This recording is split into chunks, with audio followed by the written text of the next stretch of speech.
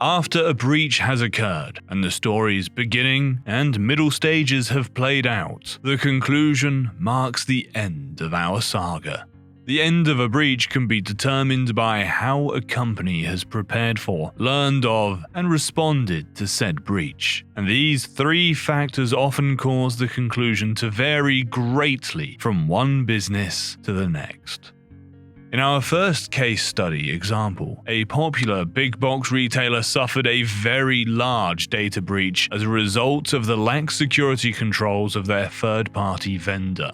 The breach went unnoticed for 16 days, during which time 40 million credit card records and 70 million customer records were stolen.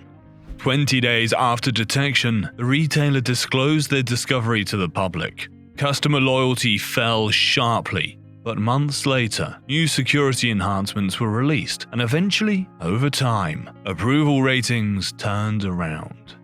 In our second case study example, a popular ride-sharing platform suffered a breach when hackers gained access to over 25 million customers and driver profiles through a third-party cloud-based service.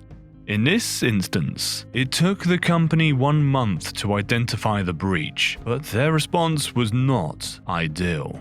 A bug bounty was paid to the hackers to delete the data and keep the incident quiet. And it wasn't until 1 year later that the company finally confessed the breach to the public. Their delayed disclosure resulted in widespread lawsuits and a payout of $148 million to settle claims. Customers and drivers once loyal to the company felt outraged by the corporate misconduct that had left them vulnerable to financial fraud and identity theft. These two case studies are a stark reminder that the actions taken at the beginning of a breach's life cycle are just as important as the actions taken at the end. The main lesson here is that it is important for companies, large and small, and every employee in between, to understand the implications a breach has and do their part to help mitigate some of the damaging effects. This can be done by keeping in mind the security systems in place with third-party vendors and consider segmenting networks.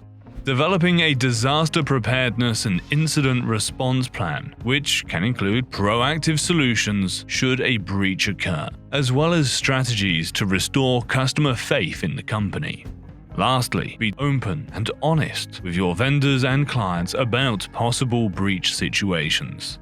While there is never a happy ending following a breach, taking the appropriate steps forward can help a company right the ship and steer out of troubled waters.